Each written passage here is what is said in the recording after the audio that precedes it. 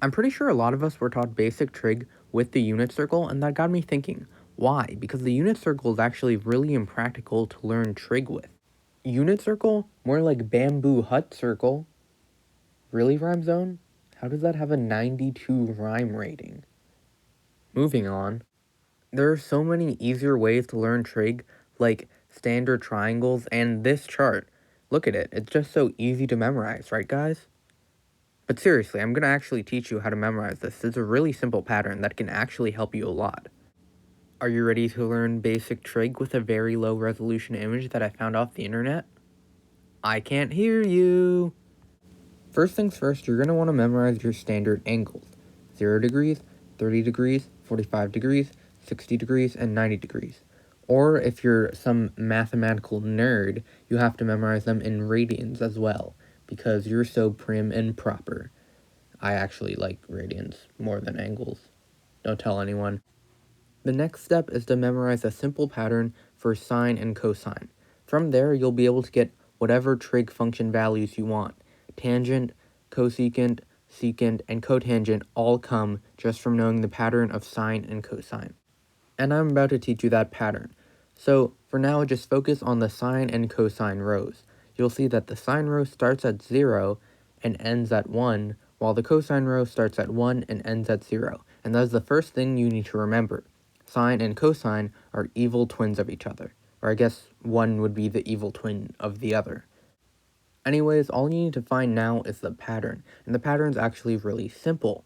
All of the sine and cosine values are over 2, even 0 and 1. 0 is 0 over 2, and 1 is 2 over 2. And if you're a super genius, you'll realize that all the values in the numerator are getting their square root taken. That makes it sound like they're getting their picture taken or something, but you see what I mean. Again, even 0 and 1 are getting their square root taken, and to realize that, you need to find one last pattern. The numbers in the numerator are increasing by 1. It may not look like it, but they actually are. This picture helps showcase it the best. As you can see, the number in the numerator is increasing by 1. 0, 1, 2, 3, 4. And the same goes for cosine, except decreasing. Now you may be wondering, how do you get the values for tangent, cosecant, secant, and cotangent?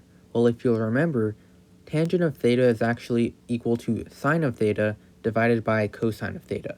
So all you need to do to find the tangent of an angle is find the sine of that angle using this chart and divided by the cosine of that angle, again using this chart, and you get the tangent at that angle.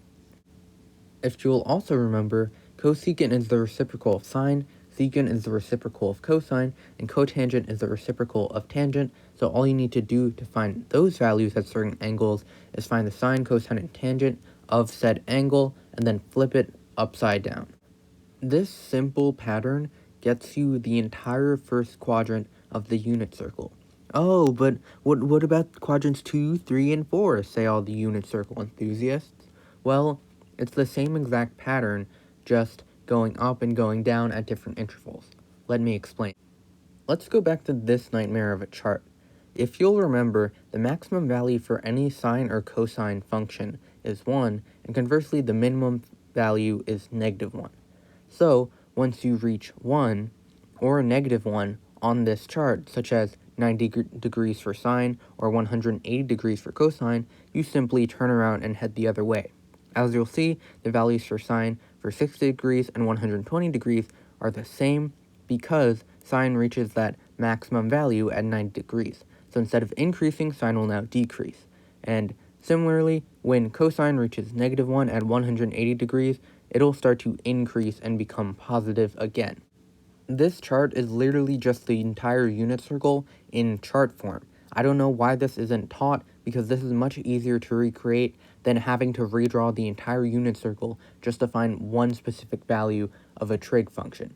It's insane how much simpler this is, even though it may look scary at first.